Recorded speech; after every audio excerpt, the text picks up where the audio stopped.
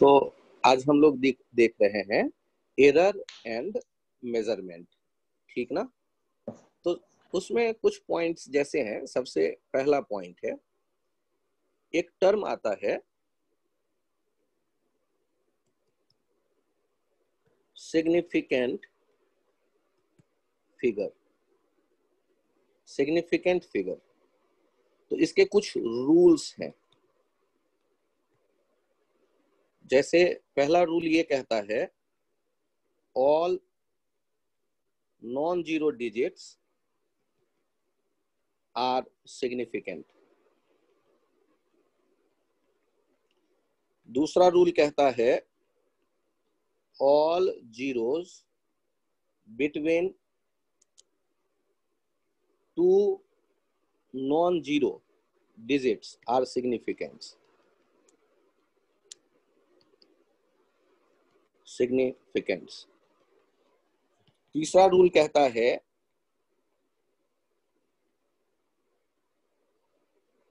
All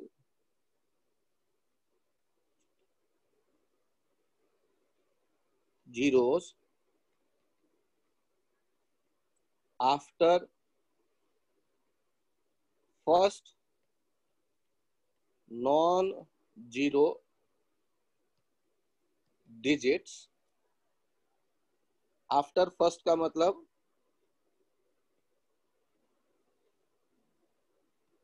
right side from non-zero digits are significant when decimal is present। अब इन तीनों को यहां देखो। यदि मैं पूछता हूं कि यहां है 213, इसमें कितने सिग्निफिकेंट डिजिट है?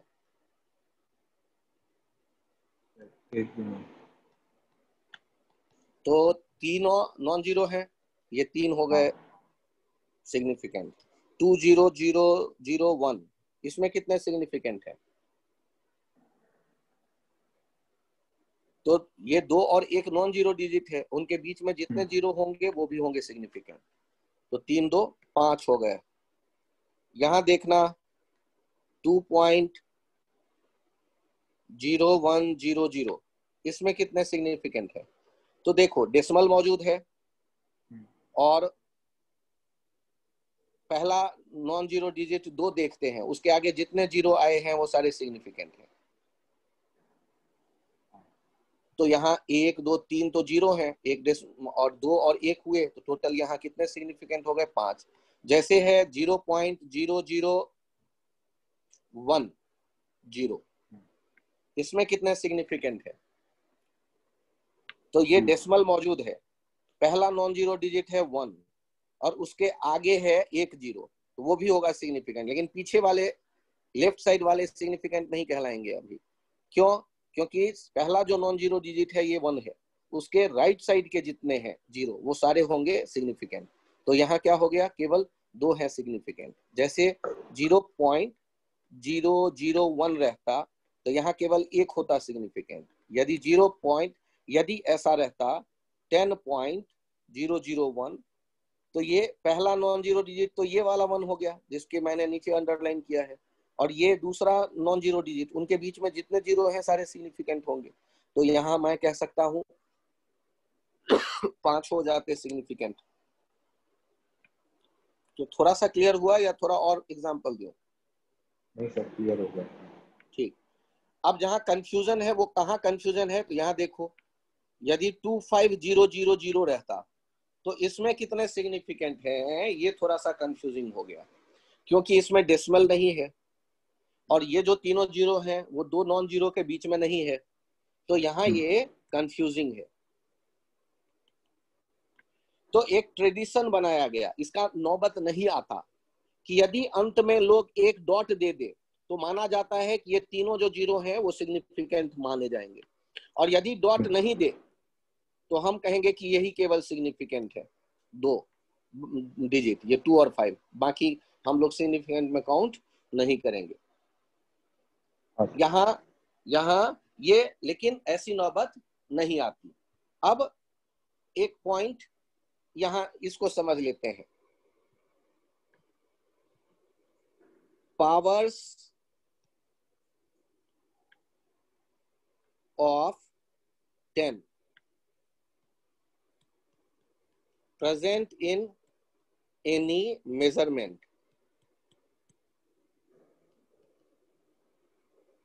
are not considered in significant counting, significant figure counting।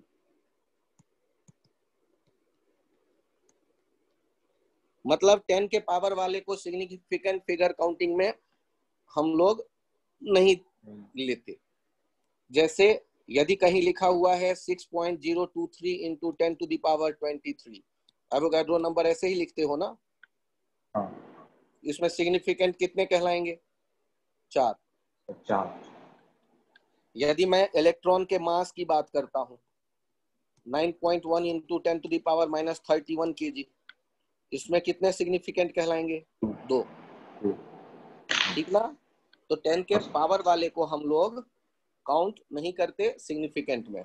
और इसका प्रभाव एक जगह पड़ता है, number of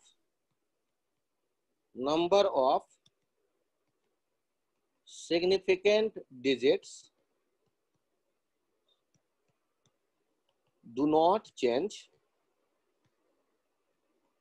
due to change in system of units। का मतलब समझो, मान लो 5 kg है आम, और इसको यदि कोई लिखता है 5 इंटू 10 टू द पावर 3 ग्राम, तो लेफ्ट साइड में कितने सिग्निफिकेंट डिजिट है? केवल एक। और राइट साइड में भी कितने सिग्निफिकेंट डिजिट है? केवल एक। तो यूनिट बदलने से, ठीक ना, यूनिट बदलने से नंबर ऑफ सिग्निफिकेंट नहीं बदलते। यूनिट कन्वर्जन करते हैं ना? सुन रहे हो? Hello, okay. यूनिट कन्वर्जन से नंबर ऑफ सिग्निफिकेंट फिगर नहीं बदलते। ओके।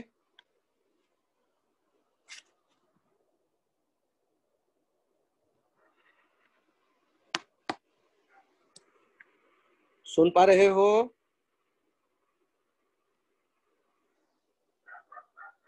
Hello,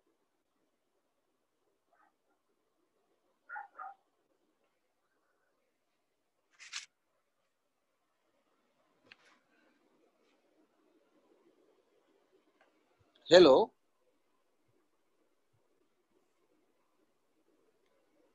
hello. हाँ, अब सुन पा रहे हो? हाँ sir. Number of significant digit जो है यूनिट बदलने से नहीं बदलता। ओके। हाँ। अब नेक्स्ट पॉइंट देखो, यहां एक कंसेप्ट आ रहा है। ये कंसेप्ट क्या कहता है कि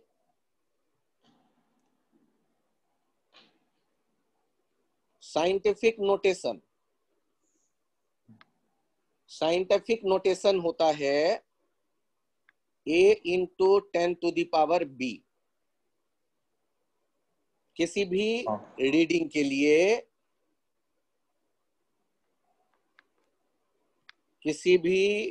के लिए, साइंटिफिक नोटेशन होता है a into, where a is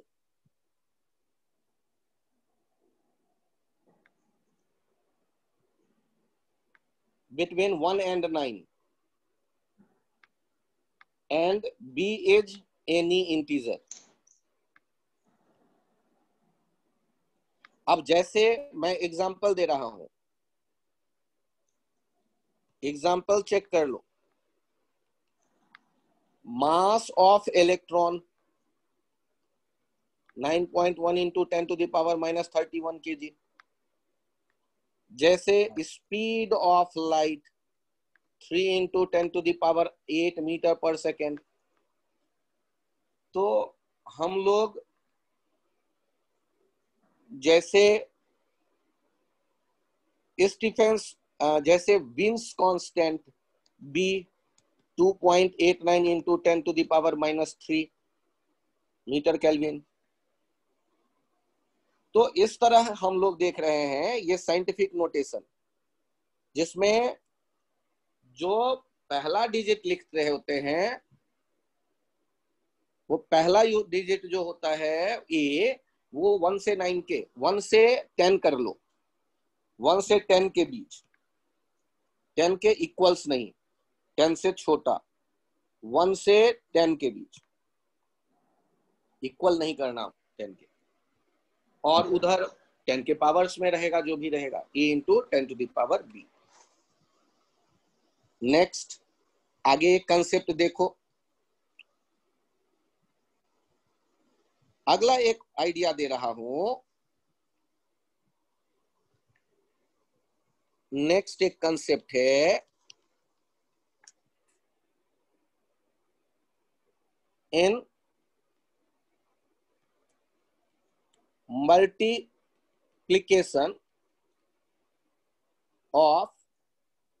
multiplication or division of A and B.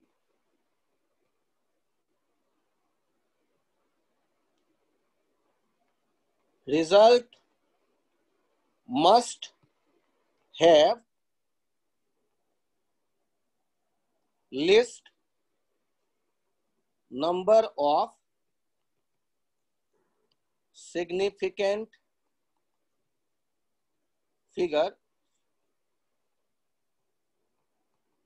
which is present in A and B। का मतलब ये हुआ कि जब आप मल्टीप्लाई और डिवाइड करेंगे, ए में मान लो 3 डिजिट है सिग्निफिकेंट और बी में 2 डिजिट है सिग्निफिकेंट, तो जो रिजल्ट आएगा उन दोनों नंबर के मल्टीप्लाई करने पर या डिवाइड करने पर उस रिजल्ट में कितने सिग्निफिकेंट डिजिट हमें रिटेन करना है, ये रूल है। केवल ए और बी में दोनों की अलग अलग गिनती कर लो और जो मिनिमम है उन दोनों में जो कम है सिग्निफिकेंट डिजिट्स, वही रिजल्ट में हम कंटिन्यू करेंगे। जैसे हम लोग एक एग्जांपल देखते हैं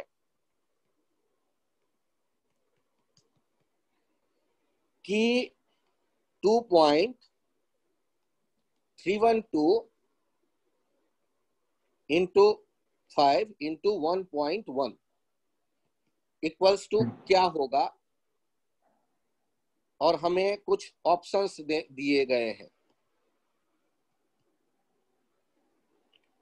अब हम लोग क्या जानते हैं कि मल्टीप्लाई तो हमें आता है, 11 5 जा 55।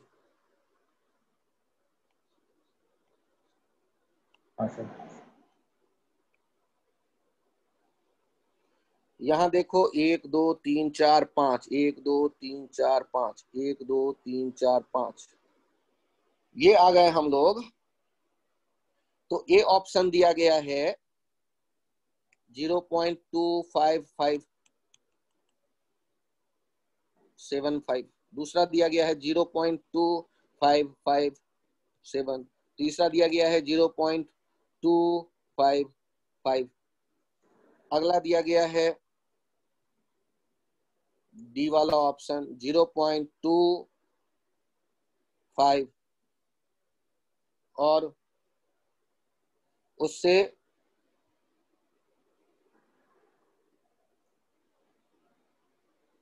अगला दिया गया है ई 0.26, एफ नन ऑफ दिस।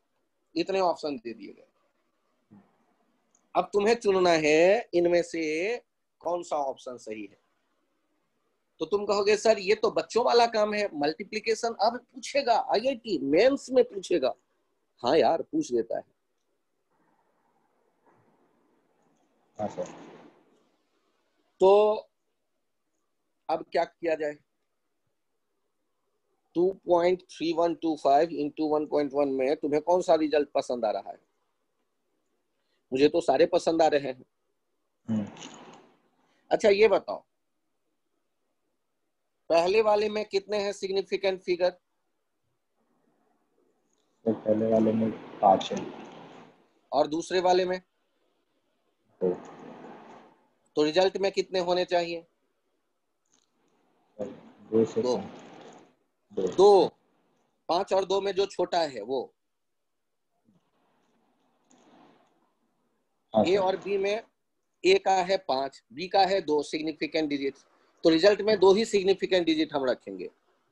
तो क्या ए ऑप्शन हो सकता है। नहीं। नहीं। बी नहीं। नहीं। सी नहीं। नहीं। अब बचे डी ई एफ। एफ तो हर एक केस में संभव दिखने लगता है। अब बचा डी और ई। अब डी और ई में कौन सा लिया जाए। तो ध्यान से देखो, तुम्हें तो यही लेना था ना 2। हाँ। तो हम लोग एक राउंड ऑफ करने का कंसेप्ट अलग से जानते हैं। हाँ सर। तो राउंड ऑफ करते वक्त क्या देखते थे, याद करो कि जहां तक मुझे लेना है उससे अगला डिजिट जिसे हम छोड़ रहे हैं, यदि वो 5 से बड़ा होता था 1 बढ़ा देते थे पिछले डिजिट में। हाँ। और यदि वो 5 से छोटा होता था तो एज इट इज छोड़ देते थे। लेकिन 5 होने पर क्या करते थे ये बहुत कम बच्चों को पता है। सर वही सर बढ़ा देते थे। ध्यान से सुनो, 5 से बड़ा होने पे बढ़ाते थे, 5 से छोटा होने पे छोड़ देते थे। लेकिन 5 होने पर जिस डिजिट को हम बढ़ाने की सोच रहे हैं उसे पहले देखते हैं। यदि वो इवन डिजिट होता तो उसमें कोई छेड़छाड़ नहीं करेंगे, जैसे है वैसे ही रहने देंगे। और यदि वो ऑड डिजिट होगा तो उसको 1 हम बढ़ा देंगे। तो गौर से देखो, मुझे तो यही रखना है ना, यही दोनों। और अगला डिजिट है 5। तो 5 से पीछे जिसको हम बढ़ाने की सोच रहे हैं वो है 5, मतलब ऑड है। ऑड है तो इसको 1 बढ़ा देंगे। तो ये आंसर हो जाएगा 0.26।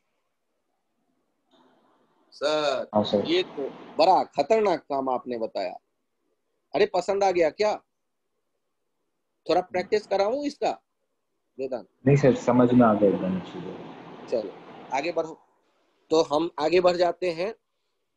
हमने क्या सीखा कि मल्टीप्लिकेशन और डिवीजन, इन दोनों में क्या खासियत आई कि नंबर ऑफ सिग्निफिकेंट डिजिट हम काउंट करेंगे। किसको काउंट करेंगे, नंबर ऑफ सिग्निफिकेंट डिजिट को। आप और रिजल्ट में क्या करेंगे, कम जो होगा नंबर ऑफ सिग्निफिकेंट डिजिट जो कम होगा वो हम रिजल्ट में उतना ही सिग्निफिकेंट डिजिट रखेंगे। ठीक है। अब हाँ। यहां ध्यान से इस पॉइंट को समझो। एक छोटा सा पॉइंट है कि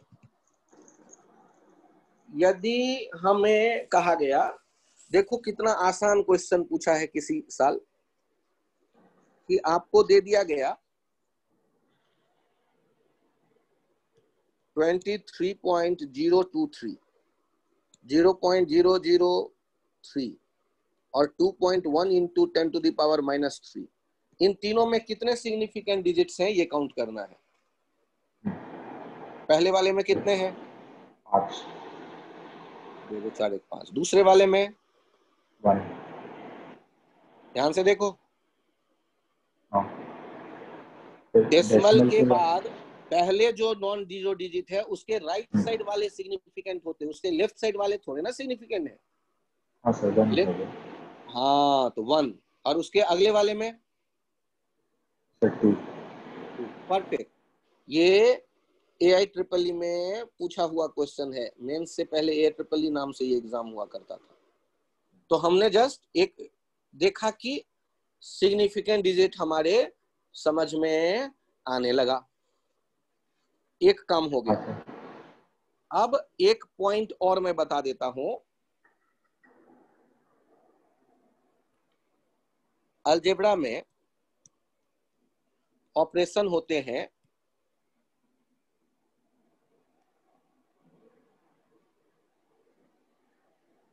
दो पेयर हम बना ले, एडिशन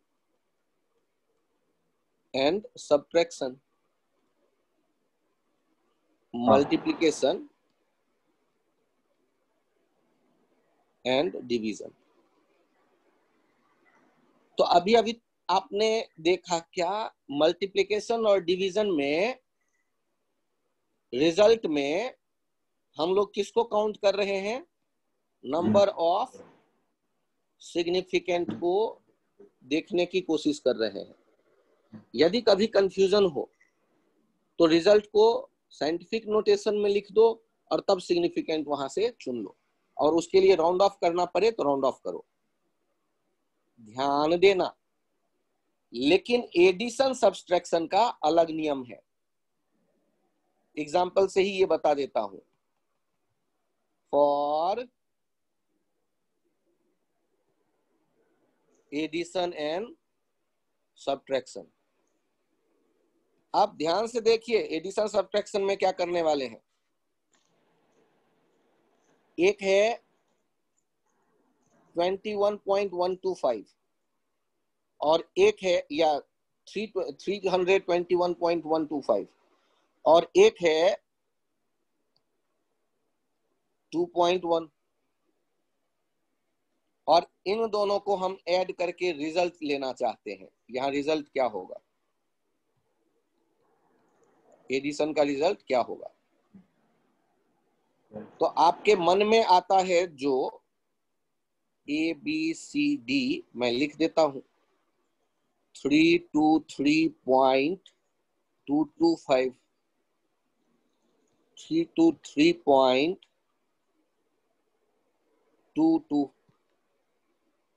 323.2, 320।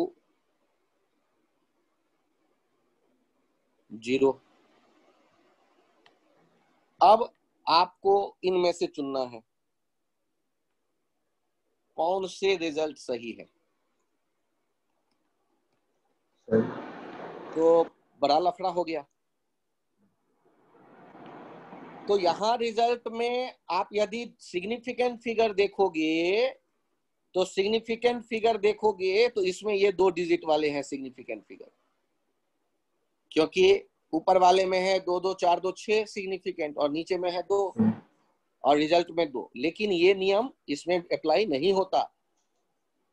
इसमें हम देखते हैं डेसिमल के राइट साइड, सी लिस्ट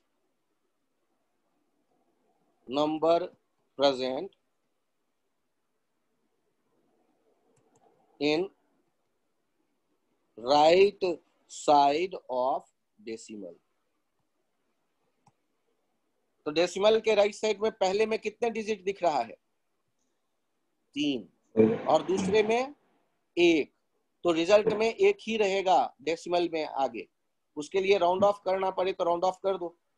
तो राउंड ऑफ करोगे भी यहाँ 1 लेकर के, अगला वाला 2 है तो इसमें तो कोई चेंज नहीं करना पड़ेगा, एज इट इज रह जाएगा। तो रिजल्ट हो जाएगा ये नहीं होगा, ये नहीं होगा, ये नहीं होगा। फिर से सुनो, एडिशन सब्सट्रैक्शन में हम लोगों को क्या करना है, देखना है कि डेसिमल के राइट साइड में कितने प्लेसेस हैं, ए में और बी में। जिनको हम ऐड या सब्सट्रैक्ट कर रहे हैं। मल्टीप्लाई डिवाइड के लिए नहीं देखते ये रिजल्ट, ये तरीका। ऐड या सब्सट्रैक्ट करते वक्त हम देखते हैं कि डेसिमल के राइट साइड में कितने प्लेसेस हैं। जो कम प्लेस वाले हैं उतने ही प्लेस रिजल्ट में हम रखेंगे और उसे रखने के लिए राउंड ऑफ करेंगे। जैसे राउंड ऑफ वर्ड समझाने के लिए एक एग्जांपल लेता हूं। 32.276 1.1 इनको ऐड कर दिया तो रिजल्ट क्या होगा बताओ। तो आप सॉल्व करते वक्त देखेंगे तो आपके मन में आएगा 3.376। हमने डेसिमल के राइट साइड में देखा, यहाँ 1 यहाँ 3, तो रिजल्ट में मुझे क्या चाहिए 1। तो मुझे यदि यहीं तक चाहिए तो ये 7 को राउंड ऑफ करते समय, हटाते समय इसको क्या करना पड़ेगा, इसको 1 बढ़ाना पड़ेगा। तो रिजल्ट कितना आ गया बताओ। रिजल्ट आ गया 33.4। ये 0.4 क्यों हो गया ये समझ में आ गया। हाँ सर, तो 5 से ज्यादा है तो प्लस। चलो तो 2 काम हो गया अपना। अगला काम करते हैं। एक for a small change in power product functions, for a small change in power product function। ध्यान दीजिएगा स्मॉल वर्ड पे, small, not for large change, ये पहले क्लियर कर दिया है। आपको कोई फंक्शन दिया गया है f, जो निर्भर कर रहा है x के पावर a, y के पावर b, z के पावर c पे, और k है एक constant, where k, a, b and c are constants। अच्छा। Then for a small change,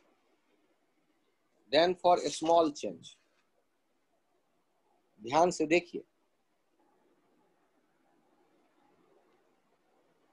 हाँ sir. del f by f equals to a del x by x plus b del y by y minus c del z by z।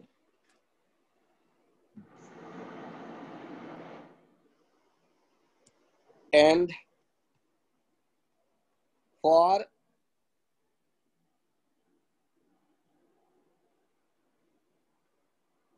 fractional error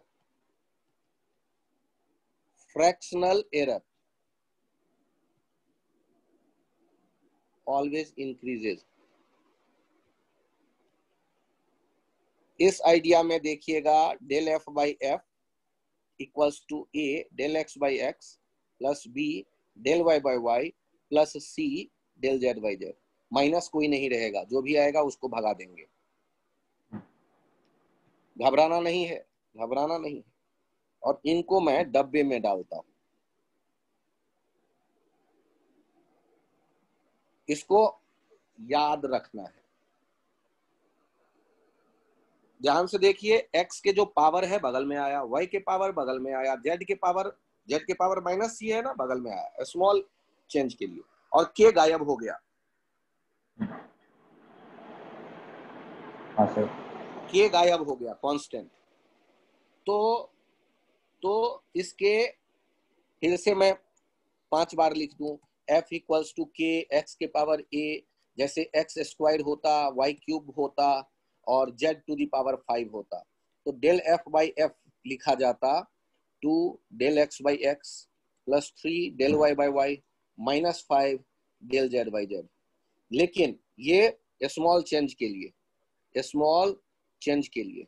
और for error, error वाली कहानी जब पका रहे होंगे तो del F by F 2 del x by x plus 3 del Y by Y plus 5 del Z by Z. फिर से देखते हैं, ये यदि हमारे सामने है F 28 X square Y to the power 5 Z to the power 1/2। अब इसमें यदि लिख रहे हैं for small change, small change के लिए लिखेंगे तो ध्यान से देखिए, आप बताइए क्या क्या लिखा जाए। 28 का कुछ करें या भगा दें? 28 भगा दें या रखें? भगा दिया। एक्स के पावर वाला 2 बगल में आया, del x by x plus 5 del Y by Y. ठीक, आगे प्लस 1/2 माइनस, वही वाला चेंज है, -1/2। जेड के पावर आता तो ऊपर लिखते तो जेड -1/2 लिखते ना, तो -1/2 डेल जेड बाई जेड। और फॉर एरर, एरर के लिए जब काम करेंगे तो एरर किसी भी हालत में एक्स वाई जेड में जितना एरर है एफ में उसे बढ़ेगा एरर, घटेगा नहीं, तो इसीलिए वो प्लस में ही आएगा। अगला वाला माइनस नहीं होगा, माइनस को प्लस में कन्वर्ट कर देते हैं जबरदस्ती। Twice del x by x plus 5 del Y by y, minus के बदले plus 1/2 del Z by z. क्या ये आइडिया क्लियर? फिर से देखिए, यदि है kinetic energy half 5 into v square, mass है 5, वी है वेलोसिटी। अब आपसे कहा जाता है कि काइनेटिक एनर्जी का स्मॉल चेंज लिखना है फॉर स्मॉल चेंज, तो डेल के बाई के क्या हो जाएगा? 2 del V by V. 2 del V by V. याद करो, के कभी कभी ऐसे भी लिखते थे, पी स्क्वायर बाई 2m। ठीक ना? पी होता है मोमेंटम, तो डेल के बाई के कैसे लिख सकते हैं? 2 del p by p. Generally mass तो बदल नहीं रहा होता, उसको छोड़ देते हैं कांस्टेंट की तरह देख करके। यदि हम लिखते हैं T equals to 2 pi under root L by g, मान लो सिंपल पेंडुलम लेकर के हम कहीं बैठ गए, इसको झूलता देख रहे हैं घड़ी को लेकर के काफी देर, फिर हम इससे जी का वैल्यू कैलकुलेट करते हैं। ये एक्सपेरिमेंट हुआ करता है 4 pi square L by T square. अब जी में हम एरर देख रहे हैं, तो del G by G equals to क्या लिखते? 4 पाई स्क्वायर तो कांस्टेंट है, 1 del L by L plus minus 2 del T by T. क्योंकि क्यों प्लस क्यों? क्योंकि सर एरर है, तो सर एरर में हटेगा नहीं। करेगा। और हमें जी का चाहिए था ना, तो जी को पहले अल्जेब्रिकली फ्री कर लिया एक तरफ, और वो निर्भर कर रहा है एल और टाइम पीरियड पे। एक्सपेरिमेंट से आपने डेल एल आपको पता होगा, डेल टी पता होगा, वो एल और टी पता होगा, बस काम हो गया। यहां यदि कोई लिख रहा है P V equals to N R T, यदि v कांस्टेंट है, n कांस्टेंट है, तो डेल p बाई पी किसके बराबर हो जाएगा? 1 डेल t बाई टी। क्योंकि ये तो कांस्टेंट वाले को आप भूल ही जाते हो।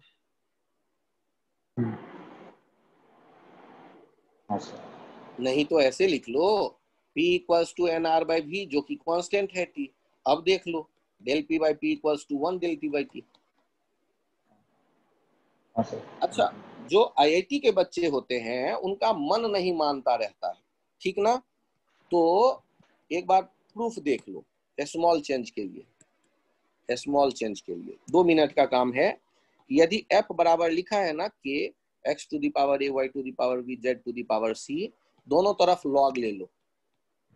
log का प्रॉपर्टी तो थोड़ा बहुत याद होगा ना? हाँ सर। ये प्रॉपर्टी ठीक।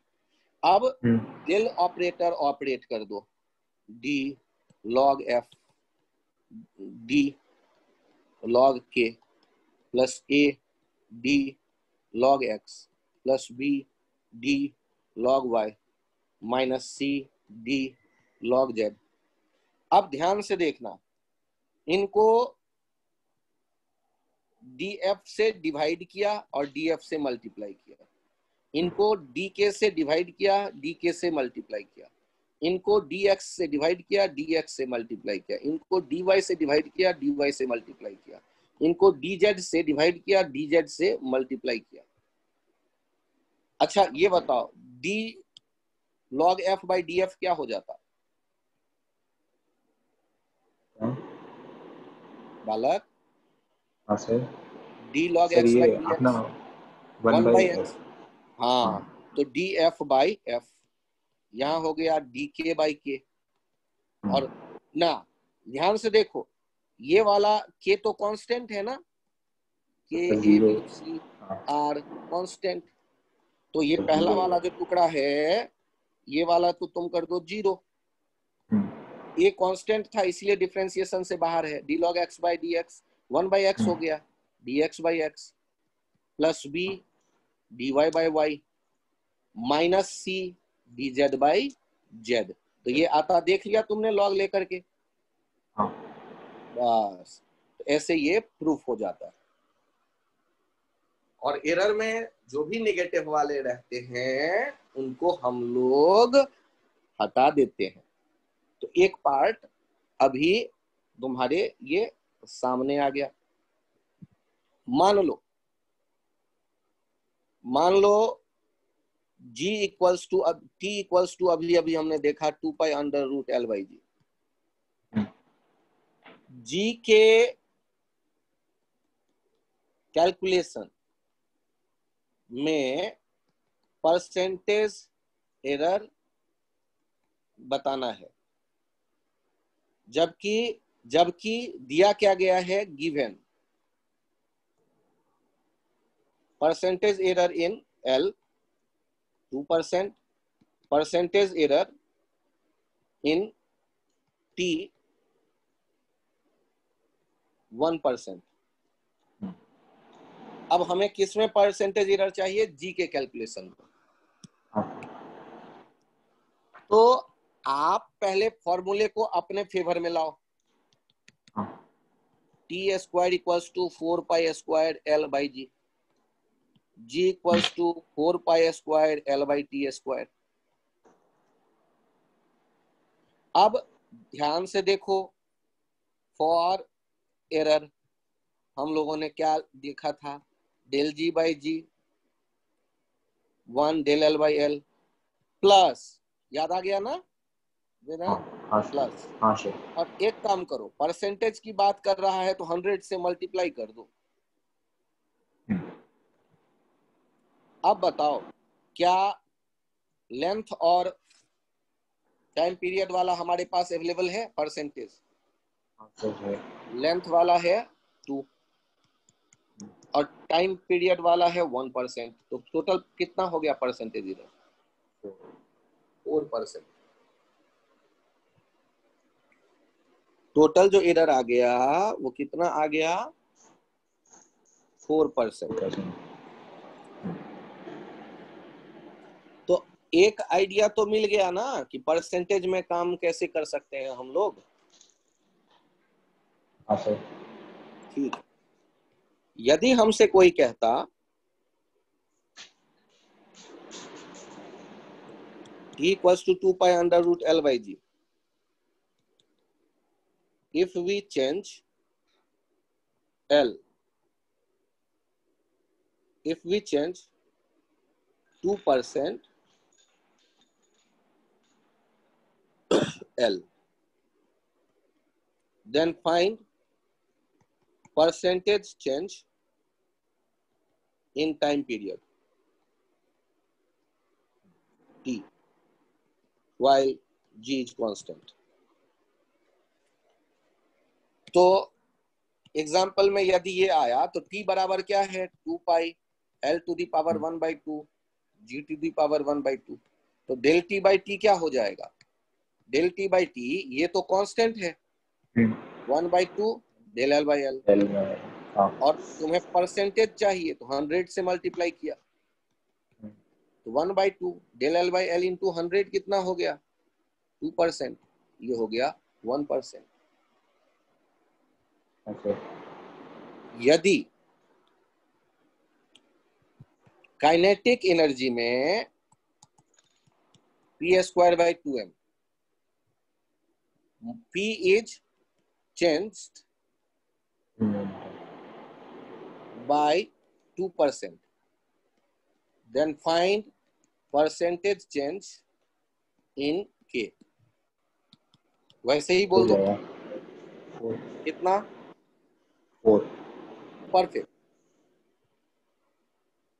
अगला example K P square by 2m, P is changed 200%, find percentage change in K।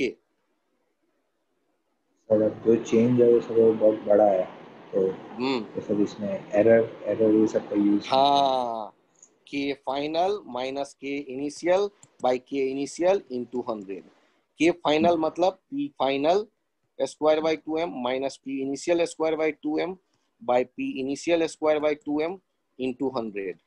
और ध्यान से देखो 200% बढ़ा दिया तो मान लिया पहले 100 है P इनिशियल 100 स्क्वायर, तो अगला हो जाएगा बढ़ा दिया तो 300% स्क्वायर बाई 100 स्क्वायर इंटू 100। तो A square minus B square 300 minus 100 that is 200। 300 into plus 100 400 by 100 square into 100। तो ये गया 2 जीरो एक स्क्वायर से और ये 2 जीरो चला गया एक जीरो से, ये हो जाएगा 800%। क्या ये आइडिया समझ में आ गया? ठीक, एक काम और हो गया। हम लोग अब बात कर रहे हैं कि यदि कोई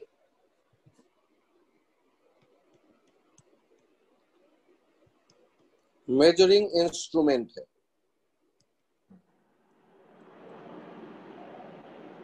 तो मेजरिंग इंस्ट्रूमेंट में एक टर्म होता है एलसी।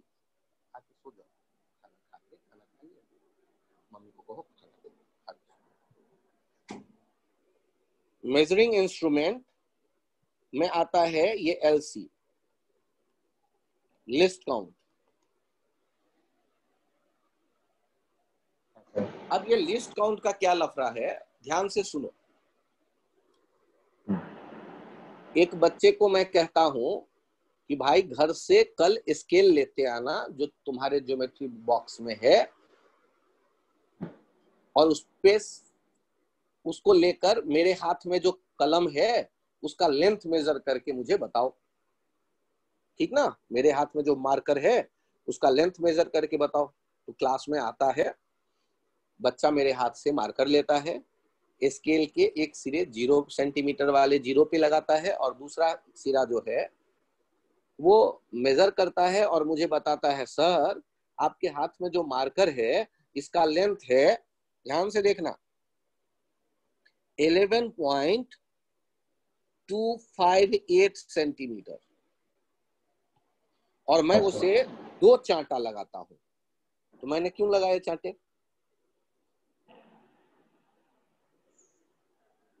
स्केल में सर इतना 2.58। हाँ, अकल लगाने वाली बात ये है, स्केल में सेंटीमीटर तो दिख जाएगा, मान लो 0 वाला मार्क दिख जाएगा और बीच में 1 2 3 4 5 6 7 8 9 10, 10वां फिर चेक कर ले, ये 1 सेंटीमीटर दिख जाएगा। फिर 1 2 3 4 5 6 7 8 9 10, ये दिख जाएगा 2 सेंटीमीटर। 1 2 3 4 5 6 7 8 9 10। तो मुझे ये बताओ, उसको क्या सपने में दिखा इतना एक्यूरेट? अच्छा मुझे ये बताओ, कितना तक हम मेजर कर सकते हैं? ज्यादा से ज्यादा 0.2 तक कर सकते हैं। हाँ, बहुत बढ़िया। तो होता क्या है, जैसे वर्ड हम यूज करते हैं ना, एरर, तो लोगों को ये लगता है जैसे मैंने बड़ा गुनाह कर दिया, इसके कारण वर्ड आया एरर। मतलब हमारी गलती कोई न कोई ऐसी हुई भयानक। अकल लगाओ, मान लो एक पिन है और उस पिन का लेंथ मेजर कर रहे थे। पिन का एक सिरा हमने रखा है 0 पे और दूसरा सिरा ये 5 वाला जो लाइन दिख रहा है 1 के बाद का, उससे थोड़ा आगे निकल करके आया। अब इसका लेंथ कितना मेजर करके बोला जाए? इस पिन का यदि मैं लेंथ बोलना चाहूं तो कितना बोलना ठीक रहेगा, यदि ये L लेंथ का पिन है तो? 1.5 बोल सकते हैं या फिर 1.6 भी बोल सकते हैं। हाँ, या तो 1.5 बोलेंगे और नहीं तो 1.6 बोलेंगे। तो अब इसमें हमारी क्या गलती यार? दोनों के बीच में आके यदि फंस गया, इसमें हमारी कौन सी गलती? ये तो इंस्ट्रूमेंट का लिमिटेशन हो गया ना। हाँ सर। तो हम लोग आज अपने दिमाग में ये तैयारी करें कि एरर एक नेचुरल इवेंट है। जब हम मेजरमेंट का काम करेंगे तो उन एक मेजर्ड वैल्यू में कुछ एरर रहने की संभावना बनी हुई है। और मान लो मैंने एक प्लेट का लेंथ भी कैलकुलेट किया और ब्रेथ भी कैलकुलेट किया, और अब हम कैलकुलेट करने वाले हैं एरिया। तो जब लेंथ में भी एरर है और ब्रेथ में भी एरर है तो एरिया में तो एरर आएगा ही ना यार। इसमें कौन सी बड़ी बात मैंने कर दी? ये बात समझ में आई? ठीक। अच्छा, यहाँ एक पॉइंट और बताना। यहाँ ये जो लास्ट डिजिट होता है ना राइट साइड वाला, उसको कहते हैं हम लोग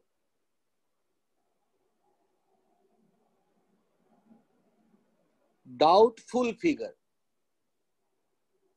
यदि डाउटफुल फिगर कह रहे हैं तो इसमें कोई टेंशन तो नहीं है तुम्हें? क्यों डाउटफुल कह रहे हैं बताओ? अब तुम ही नाम बताओ इसका, डाउटफुल क्यों रखा? क्योंकि सर 1.5 क्योंकि एग्जैक्ट नहीं है सर, वो सर उसके 1.5 और 6 के बीच। मतलब जो भी लफड़ा होगा वो यहाँ होगा, ठीक है? जो भी लफड़ा आने वाला है वो इसी जगह आने वाला है।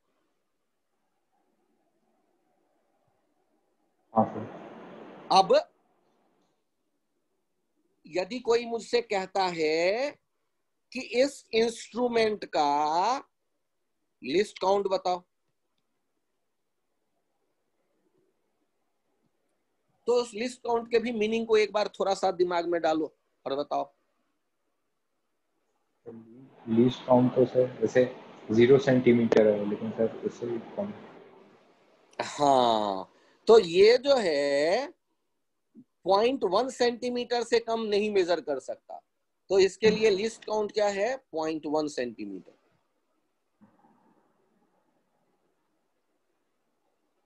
क्योंकि इससे कम ये मेजर नहीं कर सकता, तो ये इसका कहलाएगा लिस्ट काउंट। एक लिस्ट काउंट वर्ड थोड़ा थोड़ा तो क्लियर हो गया। और तुम्हें ये भी पता चल गया कि एरर होने के लिए हमारी गलती हो ये जरूरी नहीं है, वो इंस्ट्रूमेंट की लिमिटेशंस हो सकती है। कि भाई उससे ज्यादा वो एक्यूरेट दे ही नहीं सकता डाटा, और हमें नीड है उससे ज्यादा एक्यूरेसी की। अब एक टर्म आता है, ध्यान से सुनना, जीरो एरर। अब ये जीरो एरर, आखिर ये क्या नाम हुआ भला? ध्यान से सुनो। जिस बच्चे को मैंने कहा था घर से स्केल लेते आना, बच्चा मेरा बड़ा शानदार, वो अपने चौथी क्लास में जो स्केल खरीदा था उसको भी बड़ा संभाल के रखा हुआ था घर में, और मेरे पास लेते आया, कहता है सर ये लो, मैंने ढूंढे और मुझे ये स्केल मिल गया।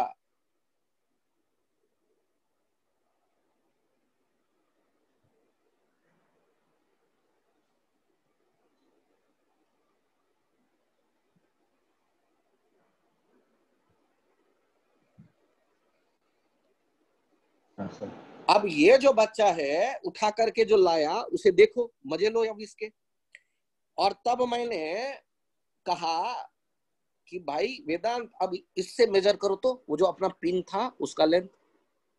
तुमने क्या किया कि कहा कि सर लियो, अभी अभी मैं मेजर कर देता हूं, आप भी क्या याद रखोगे, और तुमने लगाए ऐसे, और मुझे बताया कि सर आपने जो पिन दिया था उसका लेंथ आया है 8.5 सेंटीमीटर। तो मैं क्या मान लूंगा? नहीं लफड़ा क्या है सर, यहाँ पे सर 7 से शुरू हो रहा है, इसलिए सर गलत। ओ जीरो, जीरो इधर सर, से वहाँ पे जीरो लगा देंगे, जीरो का यूज कर लेंगे सर। Zero is 70%। एब्सेंट। मतलब इस इंस्ट्रूमेंट में जीरो का कोई कहानी नहीं बन पा रही, जीरो है ही नहीं, जीरो हम पहुंच ही नहीं पा रहे, तो हम रैंडम कहीं से मेजर करेंगे। तो हम एग्जैक्ट वैल्यू कैसे पता रखना चाहेंगे? सर जो करेक्ट रीडिंग, सेंटीमीटर है सर, जो करेक्ट मतलब रीडिंग। तो करेक्ट रीडिंग आएगा या करेक्ट वैल्यू आएगा, करेक्ट वैल्यू कहां से आएगा? तुम फॉर्मूला बनाओ। 7 को रीडिंग जो 0 से होगा लेकर। रीडिंग ले लोगे, और रीडिंग में से जीरो एरर को घटा दो। यहां पर इस इंस्ट्रूमेंट के लिए जो स्केल दिख रहा है, जीरो एरर कितना है? 7 सेंटीमीटर। पीछे ये लाइन भी हटा दिया कि टेंशन ही खत्म हो, वो दिख ही नहीं रहा, लाइन घिसा पीटा है। तो तुम तो यहीं से देखोगे ना सारा, अब मजबूरी है तुम्हारी, 7 से ही गिनती करोगे, पीछे लाइन ही नहीं दिख रही। वो चौथी क्लास का बच्चा 12वीं में लाया है, वो तो घिस गया उसका वो, और टूटा भी हुआ है। तो 7 से पीछे तो तुम्हारा कोई डिजिट है ही नहीं ना। तो जीरो एरर कितना कहलाएगा इस इंस्ट्रूमेंट का? 7 सेंटीमीटर। 7 सेंटीमीटर। तो अब यदि तुम्हें करेक्ट वैल्यू चाहिए तो जो रीडिंग आ रहा है वो तो रखोगे ही, और उसमें से किसको घटा लिया? 7। अब आ गया ये 1.7 सेंटीमीटर। हाँ नहीं, हाँ अब इंटरेस्टिंग है कहानी कि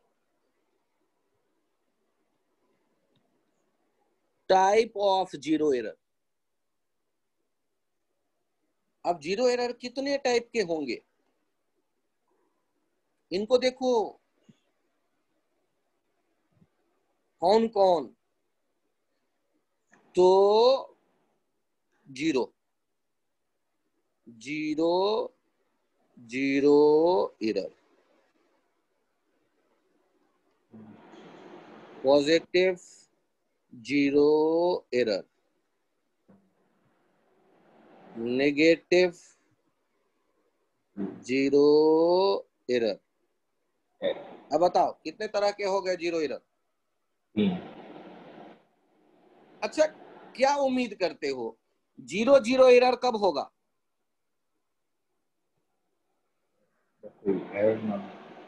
जब, हाँ, अच्छे कंपनी का नया बढ़िया इंस्ट्रूमेंट आप खरीद के लाते हैं, इंस्ट्रूमेंट हो तो 0 एरर होगा ही नहीं, नो 0 एरर। ओके, ये 0 0 हाँ एरर का सर। Idea clear? हाँ। तो जब भी किसी इंस्ट्रूमेंट की मैं बात करूं और एग्जामिनर ने 0 एरर की चर्चा नहीं की है, तो तुम अपने पैर पे कुल्हाड़ी मत मारना, मान लेना कि एग्जामिनर ने अच्छे कंपनी का बढ़िया वाला इंस्ट्रूमेंट यूज किया है, 0 एरर नहीं है। मन को मना लिया कि जब एग्जामिनर नहीं चर्चा कर रहा तो हम क्यों अपने पैर पे कुल्हाड़ी मार के 0 एरर में अपने को फंसाएं। ओके, अभी जो हम लोगों ने काम किया वो पॉजिटिव है। उसके लिए हम जैसे कह रहे थे ना, प्लस सेंटीमीटर जो था पिछले एग्जाम्पल का, हाँ सर। पिछले एग्जाम्पल में ये है, it is positive 0 error, positive 0 error. Sir अब ये निगेटिव 0 एरर कहां से होगा? अरे यार ये लफड़ा है थोड़ा सा। सर जब एक्चुअल रीडिंग से कम रीडिंग दिखाता है। ये 2 केसेस हमें याद रखने पड़ते हैं, सीखने पड़ते हैं। एक होता है स्क्रू गेज और दूसरा क्या होता है?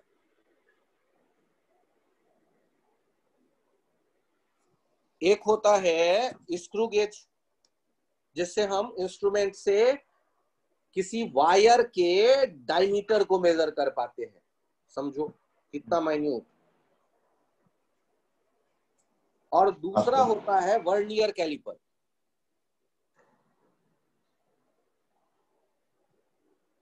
वर्नियर कैलिपर, ध्यान देना इन दोनों में 2 स्केल होते हैं जो मेजर करके रिजल्ट देते हैं। 2 स्केल यूज किए जाते हैं।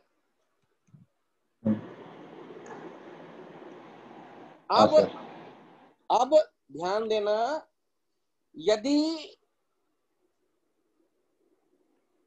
इन दोनों का कहानी आता है तो जब वर्नियर कैलिपर के दांतों के बीच में कोई ऑब्जेक्ट नहीं है तो हम एक्सपेक्ट करते हैं कि उससे रीडिंग क्या आनी चाहिए? 0।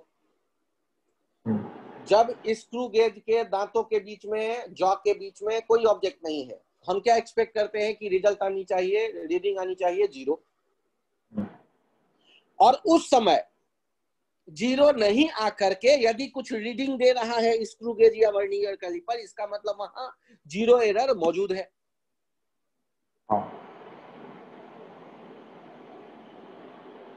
वर्नियर कैलिपर के केस में, वर्नियर कैलिपर के केस में हम कहते हैं कि यदि सेकेंडरी स्केल का इनिशियल पॉइंट, सेकेंडरी स्केल का, प्राइमरी और सेकेंडरी 2 स्केल है, सेकेंडरी स्केल का इनिशियल पॉइंट प्राइमरी स्केल के 0 के पॉजिटिव साइड में है तो पॉजिटिव 0 एरर, और यदि निगेटिव साइड में है तो निगेटिव 0 एरर। फिर से मैं बोलता हूं, जब बात करेंगे हम लोग वर्नियर कैलिपर, ठीक ना, ध्यान से सुनना, 2 ही इंस्ट्रूमेंट है। वर्नियर कैलिपर पे हम लोग आधे घंटे डिस्कस करेंगे, यदि वो क्लियर हो जाएगा तो वही आइडिया थोड़ा सा चेंज करके स्क्रू गेज में चिपका देंगे। वर्नियर कैलिपर पे फोकस करो। वर्नियर कैलिपर में दो स्केल हुए, प्राइमरी और सेकेंडरी। जब उनके दांतों के बीच में कुछ भी नहीं रखकर हमने मेजरमेंट देखा तो 0 आना चाहिए, जब दोनों दांत टच कर रहे हैं एक दूसरे को। तो उस समय यदि सेकेंडरी स्केल छोटा जो रीडिंग देने वाला है उसका स्टार्टिंग प्राइमरी स्केल दोनों के 0 यदि मैच नहीं कर रहे हैं, इसका मतलब 0 एरर मौजूद है। यदि दोनों के 0 मैच कर रहे हैं, इसका मतलब है कि एरर नहीं है। यदि सेकेंडरी का 0 प्राइमरी स्केल के पॉजिटिव साइड में है, इसका मतलब है कि पॉजिटिव 0 एरर, और प्राइमरी स्केल के 0 के लेफ्ट साइड में है, इसका मतलब है नेगेटिव 0 एरर। तो पॉजिटिव नेगेटिव 0 एरर चित्र देख के पहचानना है। आईआईटी के एग्जाम में भी यदि देता है तो। और स्क्रू गेज में भी यही कहानी है। स्क्रू गेज कहता है कि यदि दांतों के बीच में कुछ नहीं है और दोनों के 0 मैच नहीं कर रहे हैं और आपको मेन स्केल का 0 आंखों के नजरों के सामने मौजूद दिख रहा है, इसका मतलब पॉजिटिव 0 एरर है, पॉजिटिव रीडिंग दिख रहा है, पॉजिटिव 0 एरर है। और यदि वो पॉजिटिव 0 छुपा हुआ है, पॉजिटिव नहीं रीडिंग दिख रहा, उस समय जो 0 एरर है वो नेगेटिव 0 एरर कहलाएगा। मैं चित्र दिखा के ये समझाता हूं।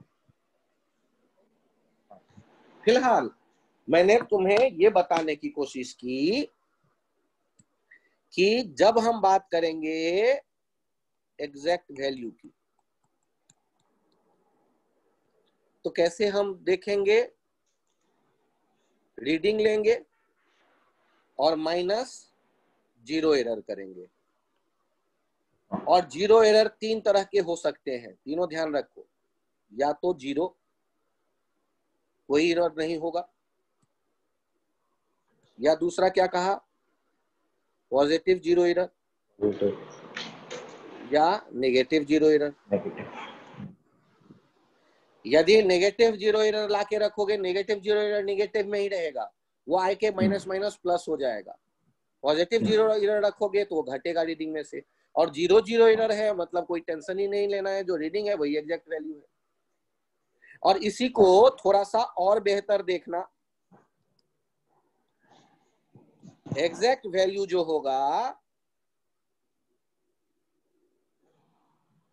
Primary scale, primary scale reading plus secondary scale reading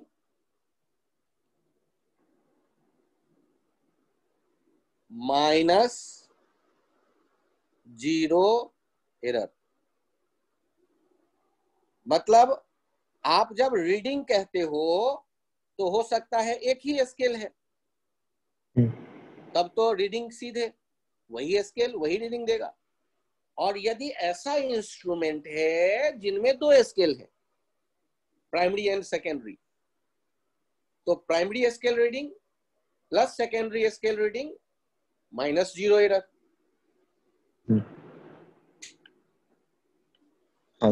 हम यहां अब 0 एरर यूज कर सकते हैं। प्राइमरी और सेकेंडरी स्केल एक बार समझ में आ जाए तो काम अपना बन जाएगा। ठीक, अब देखो, जब हम बात करेंगे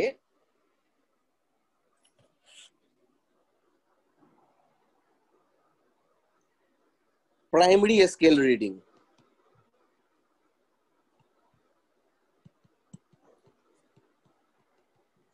वो कहां से आएगा? तो रीडिंग तो गिनती करते हैं 2, 4 या 6 लाइन, कितना लाइन, रीडिंग इनटू मेन या प्राइमरी स्केल डिवीजन। इसको मेन स्केल डिवीजन या प्राइमरी स्केल डिवीजन क्या देते हैं? मेन और प्राइमरी स्केल डिवीजन। मतलब एक डिवीजन कितना रीड करता है और कितने नंबर्स हमने रीड किए उनको मल्टीप्लाई कर लेंगे तो प्राइमरी स्केल की रीडिंग कंप्लीट हो जाएगी। अब सेकेंडरी स्केल की रीडिंग कहां से लाओगे? अब सेकेंडरी स्केल होता है वो जो छोटा वैल्यू सबसे छोटा मेजर करता है, तो उसमें जो रीडिंग आने वाला है उसको लिस्ट काउंट से मल्टीप्लाई करेंगे। लिस्ट काउंट कहां से निकल के आएगा? वो मेन स्केल डिवीजन से नहीं आएगा।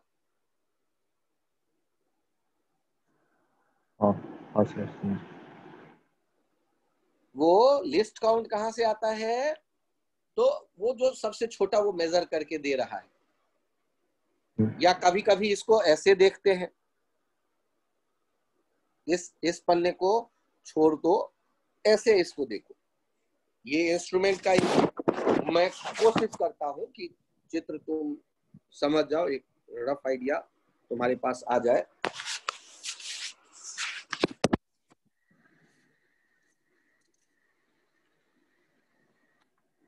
ये मैं एक सेकेंड एक फोटो शेयर करने की कोशिश करता हूँ यदि हो पाता है।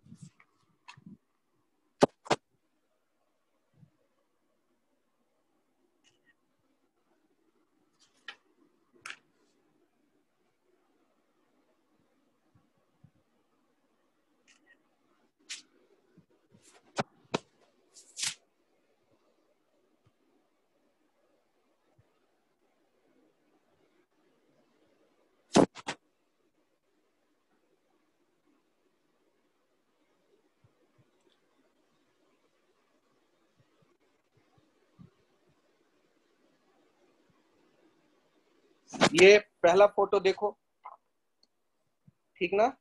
आ गया सामने? हाँ सर। हाँ। ये जो इंस्ट्रूमेंट है दैट इज वर्नियर कैलिपर। अब तुम ध्यान से देखो, ये जो जहां मैं यूज कर रहा हूं स्पॉटलाइट, उससे देखो।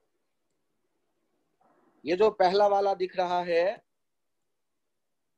हाँ, ये जो जूम कर दिया है, इसे ध्यान से देखो।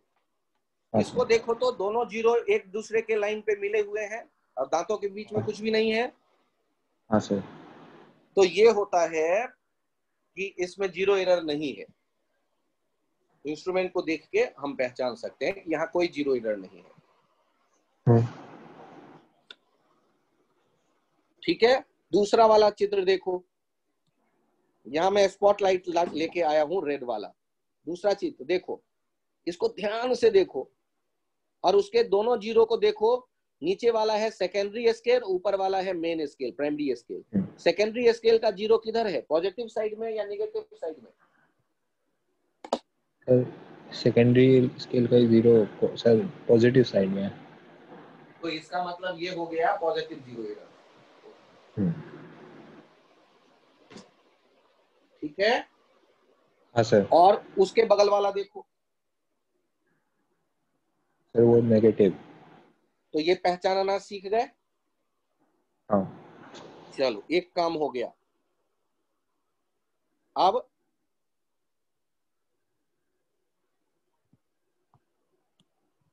अब यदि मैं दूसरा चित्र दिखा रहा हूं तुम्हें, जब ये मेजर कर रहा है, तीसरा वाला लाइन देखना ना, स्पॉटलाइट ला रहा हूं ये नीचे, अगले पेज पे लेफ्ट साइड में पेज पे नीचे मेजर करते वक्त देखो दोनों दांतों के बीच में कुछ डाल दिया। हाँ। अब मेन स्केल में क्या रीड हो रहा है वो ऊपर देखेंगे। देखो वो चित्र में दिखाया गया 22, 22। हाँ।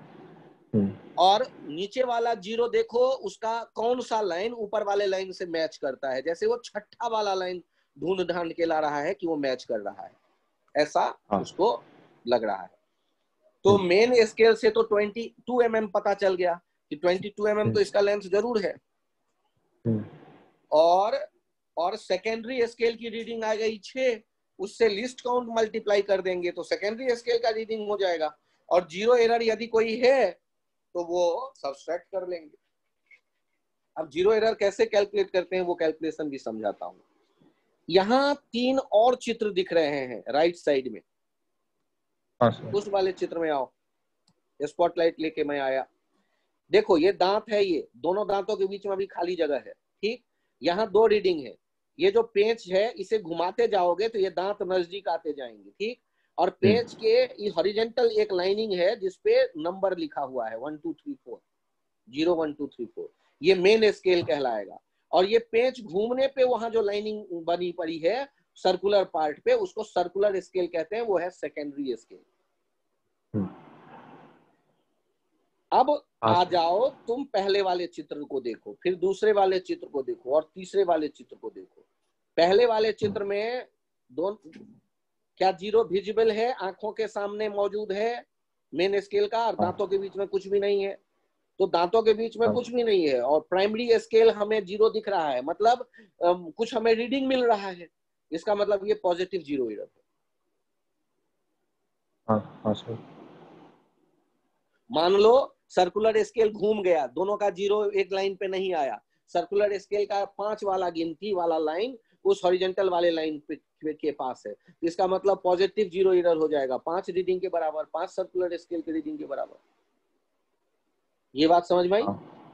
हाँ सर।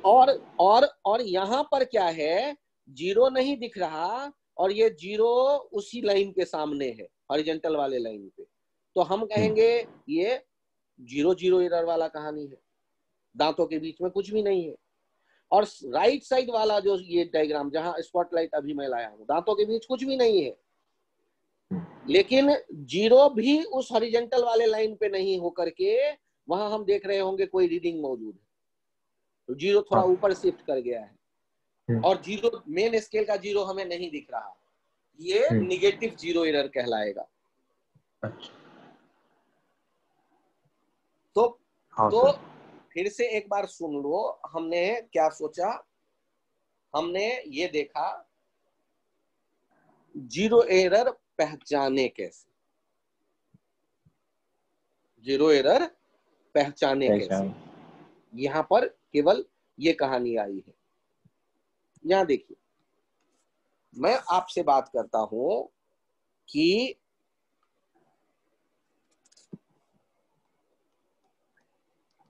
वर्नियर कैलिपर, अब इसके लिए जब हम कभी कैलकुलेट करेंगे ना लिस्ट काउंट, तो इसका एक स्टैंडर्ड फॉर्मूला है, 1 main scale division minus 1 vernier scale division, ये देने वाला है least count. 1 vernier scale main scale division minus 1 vernier, main scale है प्राइमरी स्केल और वह वर्नियर स्केल है सेकेंडरी।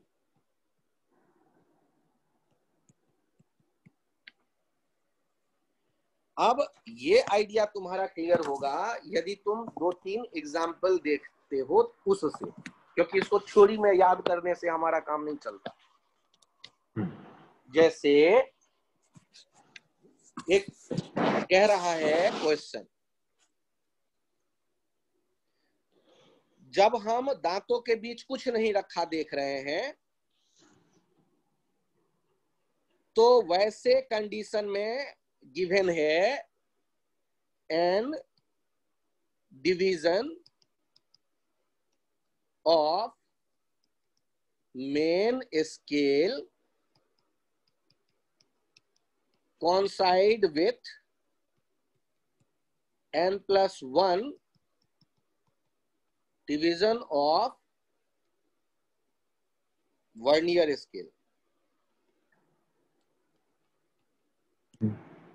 ये गिवन है क्वेश्चन में, और दांतों के बीच कुछ नहीं रखा।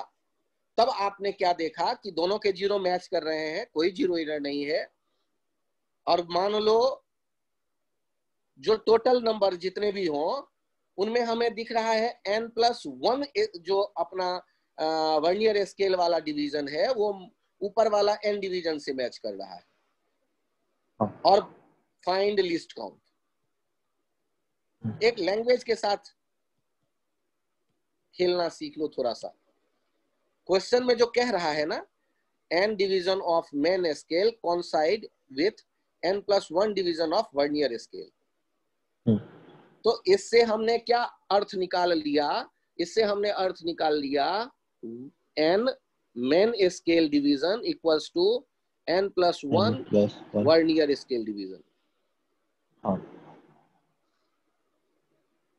तो यहां से चेक करो, 1 वर्नियर स्केल डिवीजन कितना हो जाएगा? n main scale division upon n+1। और अब हम ढूंढ किसे रहे हैं? लिस्ट काउंट को। उसका हमने फॉर्मूला याद किया हुआ है, 1 main scale division minus 1 vernier scale division.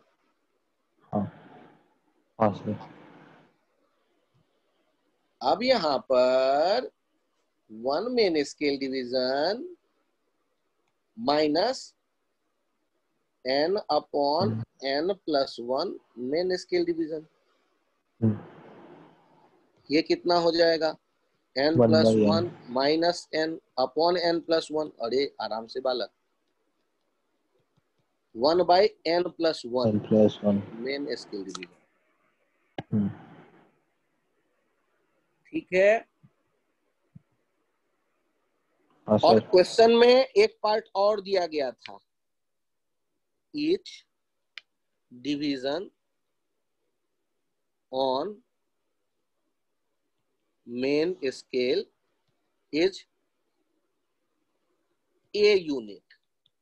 तो क्वेश्चन पढ़ के ये ए यूनिट पता ही नहीं चल रहा था हमें, तो हम लोग तो गड़बड़ कर देते।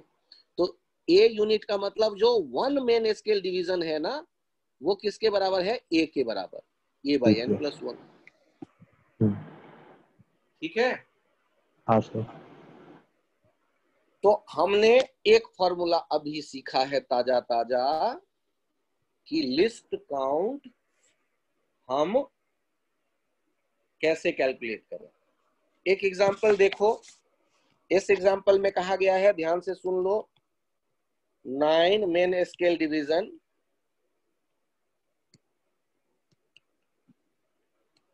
coincide with 10 vernier scale division. Find list count. 1 main scale division is 1 mm. ये गिवन है इतनी सारी जानकारी। तो सॉल्व करते वक्त क्या लिखने वाले हो? 9 main scale division equals to 10 vernier scale division. 10 vernier scale division. 9/10 main scale division equals to 1 vernier scale division. और लिस्ट काउंट हो जाएगा 1 main scale division minus 1 vernier scale division. ये आ गया 1 main scale division minus 9/10 main scale division, 1/10 main scale division, 1 main scale division by 10, 1 mm/10। ये कितना हो गया? 0.1 mm। इसमें कोई कंफ्यूजन तो बताओ? नहीं सर। तो ये भी कई बार पूछा है। ठीक है, ये काम तो आसान हो गया, कर लोगे? हाँ। ठीक। अब हमने जो इंस्ट्रूमेंट देखे अभी,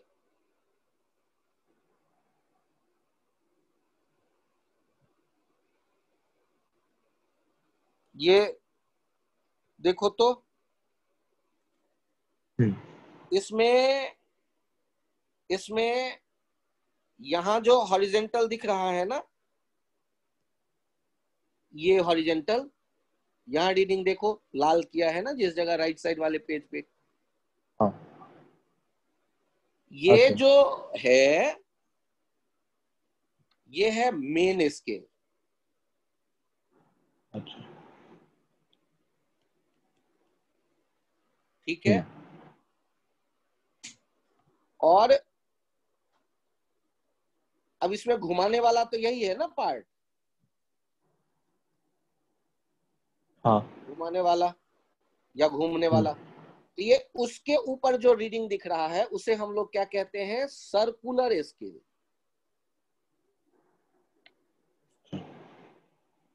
उसके लिए क्या नाम यूज कर रहे हैं, सर्कुलर स्केल। Circular scale. तो अब यदि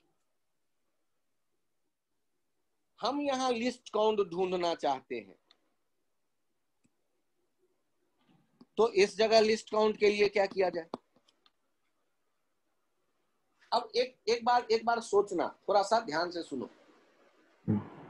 कोई पेंच यदि है, पेंच नट बोल्ट वाला, हाँ तो तुम वहां घुमाते हो तो वहां घूमने के साथ साथ एक एक लाइन बाहर निकल के आता जाता है ना पेंच में हाँ से। हाँ तो एक चक्कर लगाने पे तुम एक लाइन से दूसरे लाइन पे पहुंच जाते हो। तो वो एक लाइन से दूसरे लाइन तक पहुंच जाते हो तो वहां उससे बीच का जो डिस्टेंस होता है उसे हम क्या कह देते हैं, पिच। ये तुमने जब चार्ज पार्टिकल का मैग्नेटिक फील्ड में मोशन देखा था तो वहां हेलिकल पाथ बनता था। हाँ तो वहां भी हाँ तो सर। हेलिकल पाथ बनता था तो पिच वर्ड आता था ना।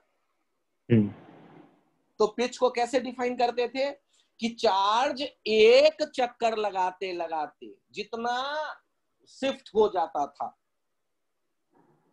याद करो ना यार, हाँ हाँ सर याद है सर। सर वो ये याद है रेडियस ना, उसका सर। हाँ याद पक्का है ना। ये हाँ ऐसे सर देखते थे पक्का ना, है। तो ये पिच होता था, यहां से शुरू हुआ यहां चला आया, हम्म ऐसे कह देते थे पिच। हम्म, तो यहां भी तो वही हालत है कि एक हाँ चक्कर लगाओगे तो वो जितना दूर बढ़ गया मेन स्केल पे वो लेंथ कहलाता है पिच। हाँ सर। तो इसके लिए लिस्ट काउंट कैसे डिफाइन करते हैं, लिस्ट काउंट ये डिफाइन कहते हैं pitch length, pitch length upon total division on circular scale. हाँ यहां पर कैसे लिखेंगे लिस्ट काउंट, तो सोचो सर्कुलर वाला एक एक चलता गया और मान लो उस पर 50 डिवीजन है और 50 डिवीजन लेने पर वो सोचो 1 mm आगे बढ़ गया, या 100 डिवीजन है और 1 mm पिच बढ़ गया, 1 mm बढ़ गया 100 घूमने पर, 100 लाइनिंग के क्रॉस करने पर। तो 100 लाइनिंग में एक लाइनिंग के बीच का डिस्टेंस कितने का होगा, 1/100, 1 mm/100, मतलब 0.01 mm के बराबर होगा वो एक एक सर्कुलर वाला एक एक दो दो लाइन के बीच का डिस्टेंस। हाँ सर। अरे वो दिखा जो मैंने कहा अभी, हाँ हाँ सर जगह समझ रहा हूँ। पक्का कंफर्टेबल जोन में हाँ हो। ठीक, हाँ सर एकदम। अभी अभी हमने कहा कि पिच हमें पता है, मान लो एक चक्कर लगाने पे मान लो कहता हूं मैं 2 mm गया, मान लो 2 mm गया, और मैं कहता हाँ हूं कि 100 चक्कर था, 100 हाँ लाइनिंग थी सर्कुलर वाले पे। तो बताओ लिस्ट काउंट क्या होगा। तो एक चक्कर घुमाने सर पे 2 mm शिफ्ट होता है तो 2 mm/100, तो हाँ मतलब 0.02 mm हो जाएगा उसका लिस्ट काउंट। हाँ सर। हाँ इसमें सर कोई कंफ्यूजन, नहीं। ठीक। तो हमने अभी अभी ये समझ लिया कि लिस्ट काउंट दो तरह से हम बोल सकते हैं, ठीक है। एक तो लिस्ट काउंट बोलना है किसके लिए, वर्नियर कैलिपर के लिए, और दूसरा बोलना है ये स्क्रू गेज के लिए। ये स्क्रू गेज ये स्क्रू की तरह घूमता है, स्क्रू गेज। तो स्क्रू गेज में हमने क्या देखा कि वो जो सर्कुलर स्केल है उसमें जितने लाइनिंग होंगे उससे डिवाइड कर देते हैं पिच लेंथ को। जनरली पिच का मतलब होता है एक चक्कर लगाने पे जितना दूर आया। शोभित को सोने के लिए बहुत। तो इस तरह हम लोग काम करके लिस्ट काउंट सीख गए। अब बारी आता है थोड़ा सा ही परेशान होना है अब, कि हमें एक बार जीरो एरर कैलकुलेट करना सीख ले हम, तो हमारा काम बन जाए। हाँ। तो हाँ ध्यान से देखिए, जीरो एरर फिर से फोटो में चुनता हूं।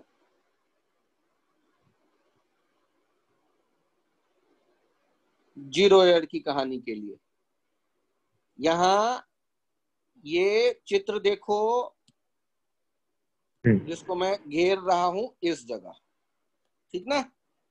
हाँ। इस चित्र पे आओ, क्या लिखा हुआ है, least count of vernier caliper, ठीक है। अब लिस्ट काउंट देखने का तरीका तो तुम्हें मैंने याद करवा दिया। हाँ। लिस्ट काउंट के लिए देखो ध्यान से चित्र में कि दोनों के जीरो एक जगह पे थे, फिर हमने देखा कौन सा किससे मैच कर रहा है, तो मैच करने वाला ढूंढ लेते हैं और उसके बाद अपना काम। मेन स्केल का 9 देखो, वर्नियर स्केल के 10 से मैच कर रहा था, तो 9 को 10 से डिवाइड कर दिया, 0.9 mm के बराबर वो होगा। ये तो सिंपल लॉजिक है ना। ऊपर वाला 9 mm जो है वो नीचे वाले 10 के बराबर है, तो 9/10 0.9 mm हो गया। ऐसे हमने देख लिया कि एक वर्नियर स्केल डिवीजन का विड्थ का वैल्यू क्या है। और फिर लिस्ट काउंट के लिए हमने क्या किया, 1 main scale division minus 1 vernier scale division से लिस्ट काउंट निकल करके चला आया। अब लिस्ट काउंट निकालने के बाद जीरो एरर का कैलकुलेशन कैसे करते हैं इस पे बात कर रहा हूं, देखना ध्यान से। एक तो था पॉजिटिव जीरो एरर, तो यहां देखो ऊपर वाला जो चित्र है, इस चित्र में ध्यान से देखो, दोनों दांतों के बीच में कुछ नहीं है, और चित्र देख के बताओ वो पॉजिटिव जीरो एरर वाला है या नेगेटिव जीरो एरर वाला है। पॉजिटिव। पॉजिटिव पक्का ना। अब देखो, क्योंकि जीरो वाला पॉजिटिव साइड में है, तुम्हें दिख गया, बहुत बढ़िया। अब यहां देखो आगे कौन सा लाइन है सेकेंडरी स्केल का जो प्राइमरी स्केल के साथ मैच कर रहा है, 4। तो जीरो एरर हम कैसे निकालेंगे कि मतलब अभी रीडिंग इसका आ रहा है 4 यूनिट, तो ये जो 4 यूनिट है कुछ नहीं दांतों के बीच के होने पर, यही इसका कहलाएगा जीरो एरर। तो हम लोगों ने यहां ये पता कर लिया, हम लोगों ने पता कर लिया पॉजिटिव जीरो एरर का वैल्यू। वो 4 यूनिट का रीडिंग दे रहा है हमें, 4 यूनिट का यदि रीडिंग दे रहा है तो बड़े आराम से पॉजिटिव जीरो एरर हम कह दे सकते हैं 4 इंटू लिस्ट काउंट। कहानी में हल्का सा ट्विस्ट है, यदि हम जीरो एरर ढूंढते हैं ना पॉजिटिव वाला, तो सबसे आसान है जीरो जीरो एरर, ये तो तुम भी जानते हो। जब कोई जीरो एरर ना हो, जीरो जीरो मैच कर रहा हो और दांतों के बीच में कुछ नहीं हो, तो वो सबसे बढ़िया कि जीरो एरर नहीं है, हमने बढ़िया इंस्ट्रूमेंट खरीदा है, अभी नया नया है, अच्छे कंपनी का है, तो हम मान के चलते हैं कि उसमें जीरो एरर नहीं होगा। ये निगेटिव जीरो एरर में एक पंगा है। निगेटिव जीरो एरर का फाइनल साइन निगेटिव आएगा, ये तो तुम जानते हो। ठीक ना। तो निगेटिव जीरो एरर कैसे लिखेंगे, ध्यान से देखो। निगेटिव जीरो एरर का वैल्यू मैं लिख रहा हूं, देखो ये माइनस से शुरू होगा, पहला काम लिस्ट काउंट से हम मल्टीप्लाई करेंगे, लेकिन जो मैच कर रहा है वो रीडिंग नहीं, जो मैच करने वाला रीडिंग है, मान लो एनवा मैच कर रहा था और टोटल डिवीजन थे एन, तो एन माइनस एन करके उसको लिस्ट काउंट से मल्टीप्लाई करोगे और पीछे एक माइनस साइन रखोगे। हाँ सर ये थोड़ा कॉम्प्लिकेटेड हो गया। देखो देखो, घबराना नहीं, ध्यान से सुनो। अपने पास 3 ही जीरो एरर हैं। सबसे आसान है जब कोई जीरो एरर ना हो, मतलब जीरो जीरो एरर, जिसमें कि जीरो वाला जीरो से मैच कर जाए, दोनों स्केल का जीरो, जब दांतों के बीच कुछ ना हो। उसके बाद आसान है या थोड़ा टफ है पॉजिटिव जीरो एरर। उसमें हम क्या करते हैं, लिस्ट काउंट से जो कॉन्साइड कर रहा है उसे मल्टीप्लाई कर देते हैं। हाँ। लिस्ट काउंट से जो कॉन्साइड कर रहा है नंबर सेकेंडरी स्केल का, उस नंबर से लिस्ट काउंट को मल्टीप्लाई कर देते हैं। लेकिन जब निगेटिव जीरो एरर की बारी आती है तो निगेटिव जीरो एरर माइनस लिखा जाता है। पहला काम, लिस्ट काउंट से हम मल्टीप्लाई करते हैं, जो कॉन्साइड कर रहा है वो मल्टीप्लाई नहीं करते। कॉन्साइड कर रहा है चौथा, लेकिन हम मल्टीप्लाई करेंगे 6, क्योंकि टोटल डिवीजन कितना है 10। देखो हाँ हाँ सर। तो हम यहाँ क्या करने वाले हैं कि टोटल डिवीजन गिनती करेंगे, कौन सा कॉन्साइड कर रहा है वो देखेंगे, उनमें से घटा लेंगे n माइनस एन और उसको लिस्ट काउंट से मल्टीप्लाई कर देंगे और पीछे माइनस साइन रहेगा। हाँ। थोड़ा सा ट्रिकी है यही ना, लेकिन समझ हाँ में सर, तो आ समझ रहा में आ होगा गया। हाँ पक्का। तो हाँ सर। एकदम मतलब ऐसा टेंशन नहीं लेना है कि बड़ा मुश्किल है या ये। अब देखो ऊपर वाला जैसे था ना पॉजिटिव जीरो एरर, ऊपर वाला था पॉजिटिव जीरो एरर, तो पॉजिटिव हाँ। जीरो एरर जब लिखते तो प्लस से लिखते, जो वाला कॉन्साइड कर रहा है वो एन लेते और लिस्ट काउंट से मल्टीप्लाई कर देते। अब एक फायदा मैं बताता हूं, यही काम करोगे तुम स्क्रू गेज में भी। स्क्रू गेज में सर्कुलर स्केल का जो रीडिंग आ रहा होगा, हाँ यदि पॉजिटिव जीरो एरर है तो आंखों के सामने में मेन स्केल का जीरो नजर आएगा। हाँ हाँ सर। और उस हॉरिजेंटल लाइन के सामने में सर्कुलर स्केल का जीरो मौजूद नहीं होगा, तभी तो जीरो एरर। और उस हॉरिजेंटल लाइन के सामने में जो लाइन है, मान लो छठा लाइन दिख रहा है सर्कुलर स्केल का, तो 6 इंटू लिस्ट काउंट हो जाएगा वो पॉजिटिव जीरो एरर। हाँ। और मान लो 85वां लाइन मैच कर रहा है हाँ और जीरो दिख नहीं रहा आंखों से, और टोटल सर्कुलर स्केल पे 100 लाइन थे, तो निगेटिव जीरो एरर होगा minus list count into 100 minus 85। भाई हाँ सर। थोड़ा आइडिया तो समझ में आ गया ना? सर पूरा समझ में आ गया। हाँ ठीक, डाउट नहीं। तो अब तुम्हें लिस्ट काउंट से तो कोई नहीं डरा सकता। अब बारी आता है कि हम एग्जैक्ट वैल्यू कैसे देखें। एग्जैक्ट वैल्यू के लिए हमें क्या करना है, मेन स्केल रीडिंग लेना है प्लस वर्नियर स्केल रीडिंग और सर्कुलर स्केल रीडिंग। दो अलग अलग इंस्ट्रूमेंट होंगे ना, तो एक को वर्नियर स्केल रीडिंग कहते हैं, दूसरे को सर्कुलर स्केल रीडिंग कहते हैं।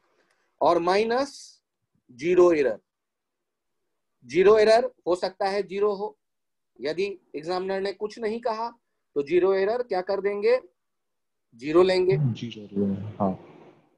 और यदि एग्जामिनर ने दिया हुआ है कोई वैल्यू तो वैल्यू ले लेंगे जीरो एरर का, और नहीं तो खुद कैलकुलेट करेंगे। अब तरीका तुम्हें पता है, पॉजिटिव जीरो एरर होगा तो यहाँ पॉजिटिव वैल्यू रखेंगे, निगेटिव जीरो एरर होगा तो यहाँ ऑब्वियस है निगेटिव वैल्यू आएगा और माइनस माइनस प्लस हो जाएगा। बात समझ में आ रही है ना? हाँ सर। मतलब जीरो एरर का जो वैल्यू होगा वो यहाँ लाके रख दोगे और हमें एग्जैक्ट वैल्यू इससे मिल जाएगा। हाँ यहाँ तक का हाँ आइडिया सर। क्लियर? हाँ हाँ सर। हाँ एग्जाम्पल हाँ इसका सर। करवाना चाहता हूँ, ठीक है? हम्म, तो 2 एग्जाम्पल कर लो जिससे तुम्हें ये कॉन्फिडेंस आ जाए कि हम ये काम कर सकते हैं, ठीक ठीक है। है? मैं फोटोग्राफ लेता हूँ, 2 मिनट।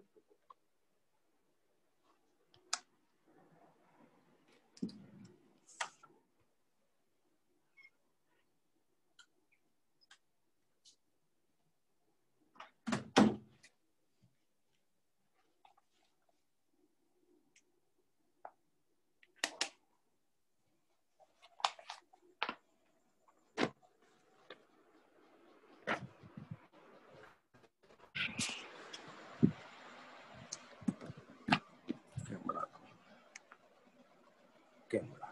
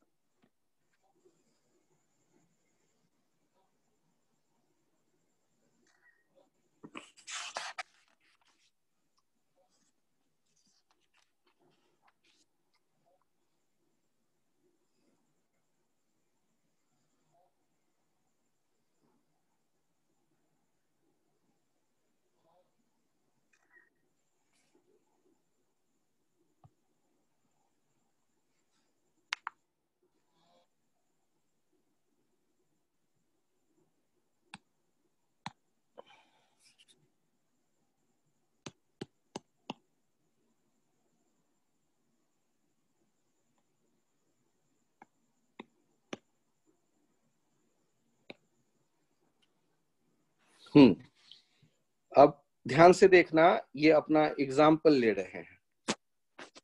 ये मान लो कोई एग्जाम्पल एक लेते हैं, यहां देखो, एक पहले वर्नियर कैलिपर वाला लेके देखते हैं। अभी क्या देखा था? लिस्ट काउंट वाला अभी देखा है, वर्नियर कैलिपर दोनों दोनों देख चुके। दोनों में पहले ये देख रहे हैं। और यार ऑटो रोटेट कर रहा है।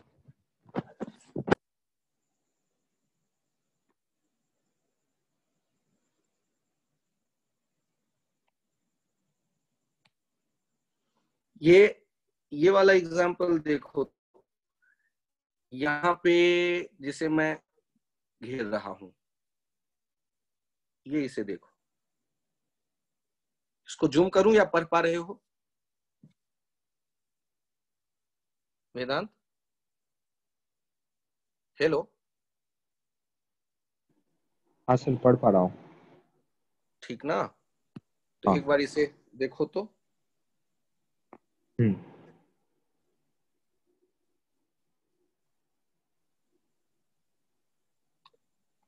इसे पढ़ो। इसमें लिखा हुआ है the pitch of a screw gauge is 0.5 mm and there are 50 division on the circular scale. तो लिस्ट काउंट कितना हो गया? तो 0.5 इसमें mm लीस्ट by है। 50, हाँ ठीक ना? हाँ सर। हाँ। अब in measuring the thickness of a metal plate there are 5 division on the pitch scale, मतलब मेन स्केल, ठीक है?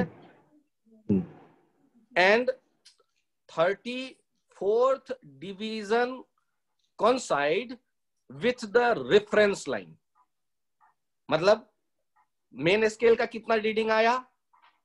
5 गिनती में, 5 डिवीजन के हाँ बराबर, ठीक है? और सर्कुलर स्केल का कितना? 34 डिवीजन के बराबर, ठीक हाँ है? और क्या तुम्हें जीरो एरर के बारे में कुछ कहा गया? नहीं।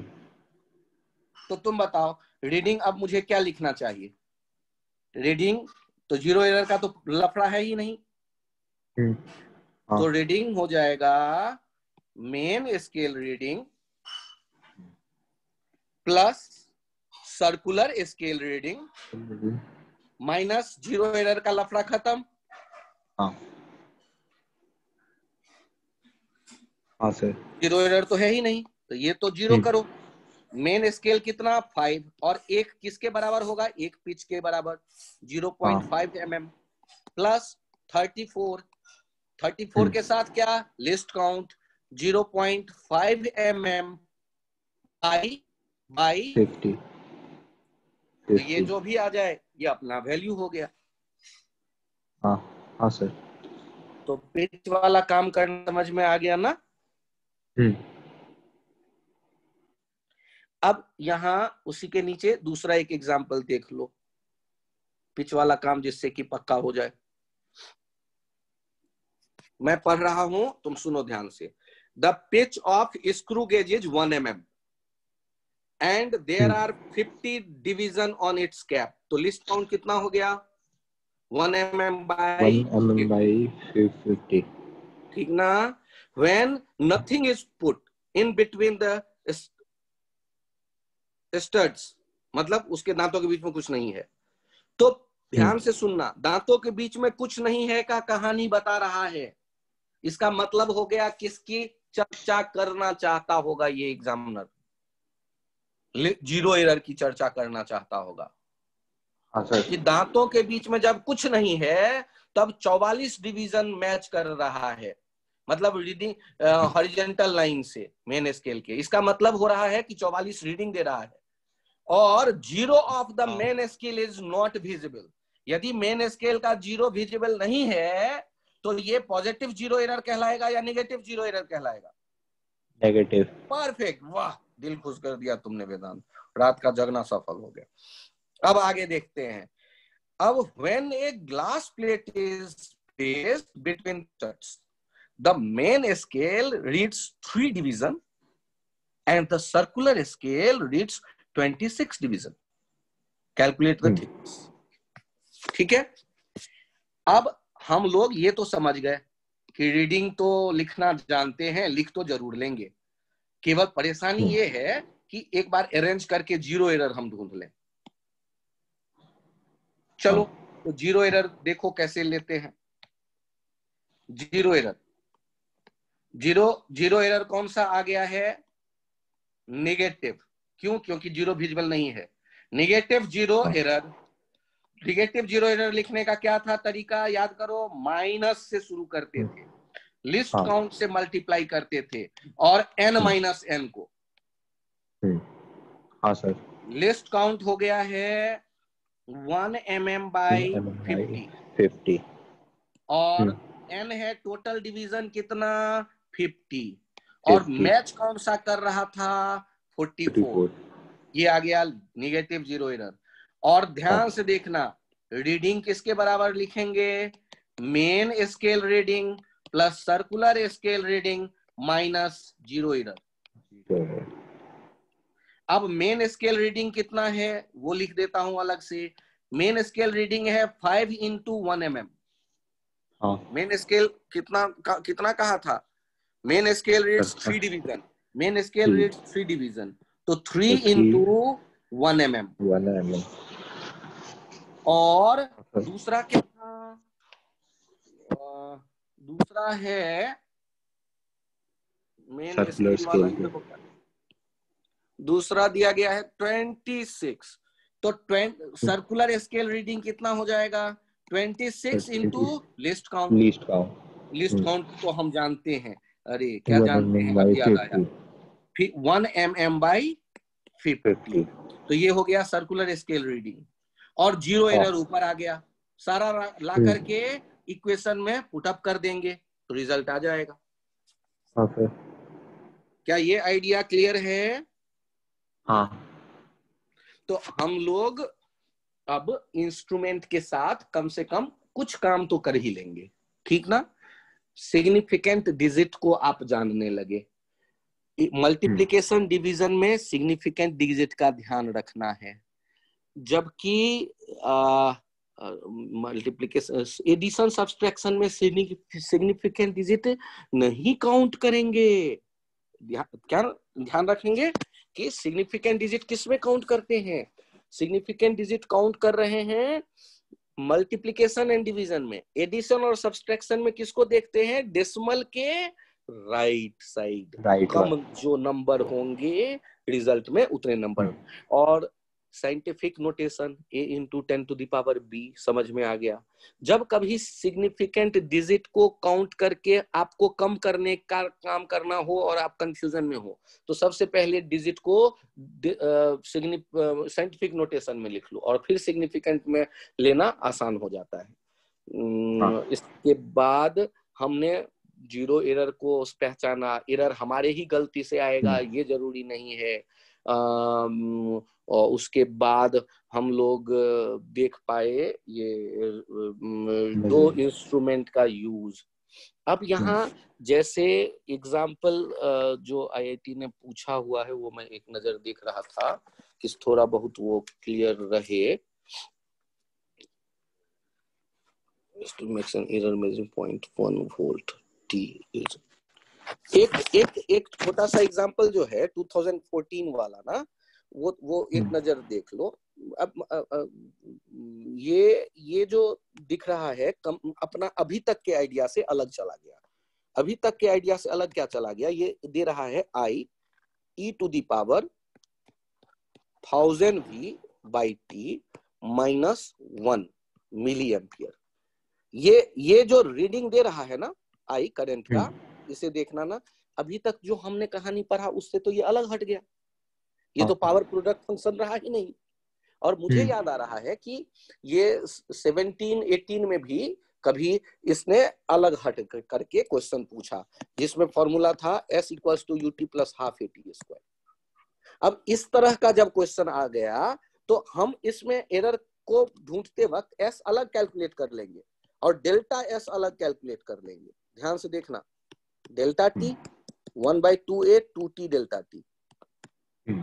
यदि डेल्टा T हमें पता है तो डेल्टा S निकल आएंगे ना, और हम delta S by S into 100 से परसेंटेज एरर देख सकते हैं। तो ऐसा कुछ जब आ जाता है तो थोड़ा सा ट्रैक से हट के हमें सोचना पड़ता है।